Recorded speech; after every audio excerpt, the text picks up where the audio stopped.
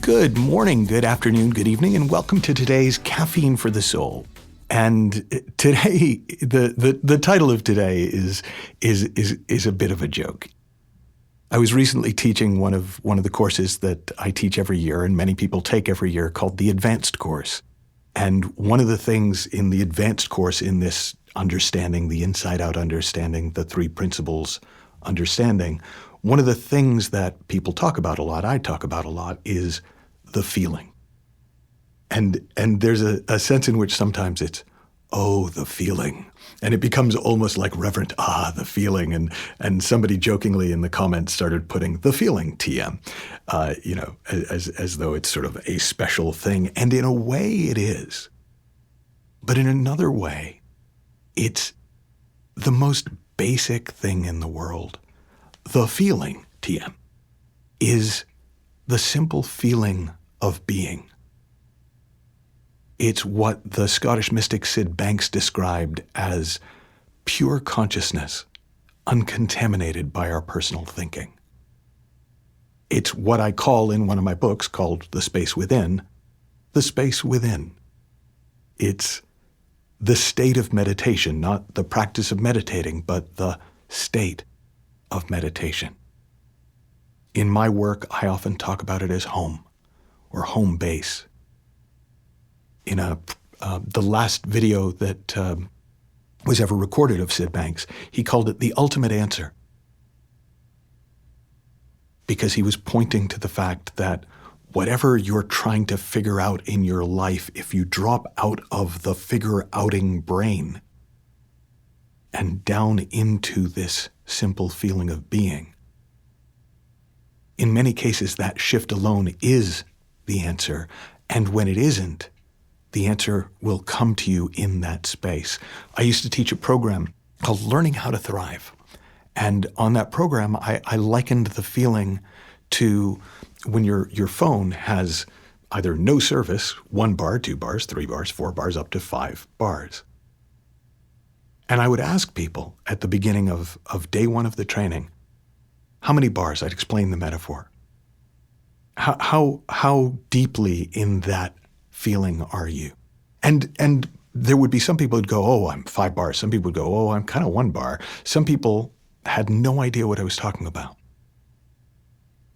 But by the end of that first day, everyone could answer the question, because it's just what it feels like to be you.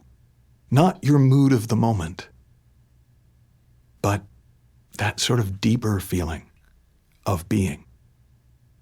And I wrote about it. I wrote a story about it in The Space Within that points to how close at hand it is, how powerful it is, and how easy it is to completely lose sight of it. Imagine that you're the pilot of a small spaceship patrolling the asteroid fields in the Gamma Quadrant. Since you first took the job, you've been hearing rumors about an unusually large asteroid known only as XCF 531, said to be made of a rare mineral with exceptional healing properties. Some of the stories told about this asteroid are of almost epic proportions. There are tales of ancient civilizations which built their homes on it, and intrepid explorers who somehow found their way there centuries before space travel was even invented. Of course, you go to check it out at your first opportunity, but to your disappointment, it looks a lot like any other asteroid. Barren, rocky, and desolate. And you chalk the stories up to the overactive imagination of a superstitious populace.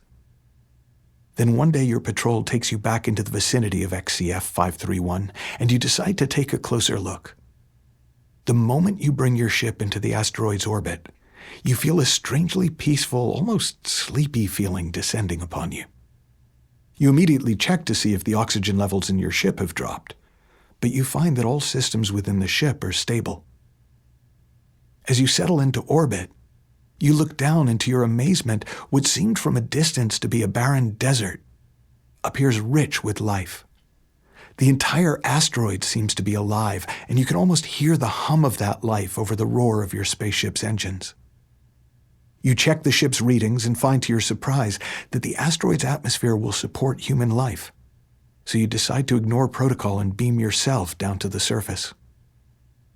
Although you know you should be afraid to be heading out into the unknown, you feel surprisingly calm, as though every cell in your body is telling you that all is well. What happens next is a bit of a jumble. The first thing you notice is the feeling. A kind of blissful, energetic buzz that you normally associate with the sweet emptiness of the moment when you first wake up, before the cares of the day find their way back into your head. Soon you get used to the feeling, and the sleepiness is replaced by a remarkable sense of ease and clarity. Your senses seem heightened, and there appears to be an almost visible life force emanating from the thriving ecosystem on the asteroid's surface. As you enjoy breathing in the richly oxygenated atmosphere, you can feel your body rejuvenating as it rests in healing bliss. With your renewed sense of mental clarity, you find yourself just knowing things you've wondered about for ages. And you imagine how much better your life would be if you could only live it with this level of mental alertness and profound well-being. Too soon, it's time to return to your ship, and you resolve that not only will you come back daily, but that you will share the healing properties of what you have felt and seen with the entire universe so that no one need ever suffer again. As you leave the asteroid's orbit, excited about sharing your findings with others, you don't even notice the feelings of well-being slipping away and the cares of the world taking their place. In fact, the further away you get from the asteroid, the more the whole experience feels like a dream. Surely that life force that you thought you saw was just an optical illusion, and even if the asteroid could sustain life, it couldn't possibly have had the healing effect you had imagined. You decide not to report what you saw to your colleagues, lest they think you've gone a bit woo-woo from spending too much time on your own. And before long, you carry on with your patrols as before, only occasionally thinking back to the beautiful feelings you felt while orbiting XCF 531, and wondering what it would be like to return. Now, when I wrote that, it was my best attempt to describe an experience I had had hundreds of times, of dropping into that space, of realizing not only that all is well, but that whatever needed to be done would be done as best it could be from that feeling, from that space, that in a way, all one needed to live one's life was to show up in that feeling and see what happens. And then it would become an idea, and then it would become a concept, and then I would be back up in my head, and it would just be a sort of a memory. But the more you put your attention on that feeling, the more you recognize that that feeling of no service, 1 bar, 2 bars, 3 bars, 4 bars, 5 bars, being fully connected, fully tuned in to that simple feeling of being, the better life gets. The more you'll find yourself there, and the more quickly you'll notice when you've gone away from the feeling, back up into your head, back up into the idea, and away from home. Have fun, learn heaps, happy exploring, and I'll talk with you soon.